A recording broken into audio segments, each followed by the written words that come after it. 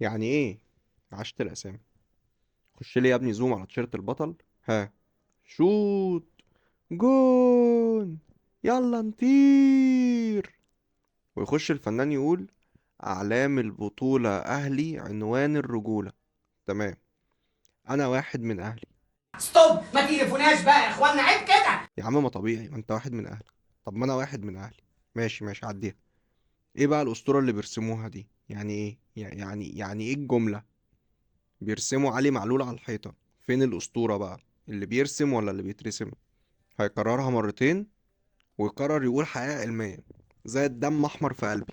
ما الدم احمر يا اسطى في اي مكان. عمرك شفت جمل مثلا دمه اخضر؟ قطة دمها تركواز؟ ما كل الدم احمر في كل حتة في الدنيا.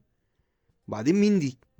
يكمل بقى في الحقيقة العلمية برضو: البيت اللي مش حيطان وبس أحلامنا عاشها معانا. جميل. غنوا بقى وغنيها له.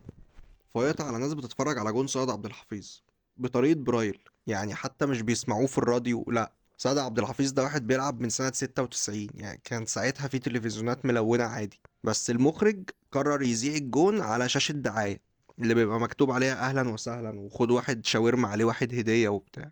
هو مين المخرج أصلا بتاع ده؟ مين اللي بيقول أكشن هنا؟ تعالى يا ابني على النجم وهو بيضحك بانتصاره، والفنان ويجز بيقول الإحساس خيالي. طول عمرنا عارفين إن اسمه عماد متعب. عماد متعب راح، عماد متعب هنا، عماد متعب. ازاي انتوا بقى تهدموا الثوابت بعد كل السنين دي وتحطوا ضمة ويبقى متعب؟ ايه متعب دي؟ يعني هي متعب دي يعني عشان كان بيتعب المدافعين؟ الحق يا حاج مصطفى كاتبين اسمك في الجورنال. ما عنصرناش. نعنصر. هات لي يا ابني حصان اسود سميه جilberto. هات لي جilberto شخصيا واكنه هو الحصان الاسود وهتعدي الاغنيه شغاله حلو. الفنان بيقول ايه بقى؟ عايش احكي امجادهم قدرني البركه في لساني. ما هو انا يا اسطى لو هقدرك عشان انت بتحكي امجادهم هقدرك تمام، انما البركه في لسانك. لسانك ايه يا اسطى؟ انت ما قلتش حاجه. بخ. الاهلي في البلاي ستيشن تمام، بالتيشيرت الاحمر والازرق. جميل. بيلعبوا 5-2-3. حلو. بس هو مين اللي بيلعب الماتش اللي شغال في الشاشه التانيه ده؟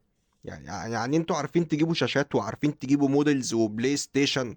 ما تجيبوا شاشه لسيد عبد الحفيظ، ما تخلوا الموضوع لطيف. ولا نط على السرير، انزل من على السرير، اطلع على السرير والزق الصورة، انزل من على السرير، اجري.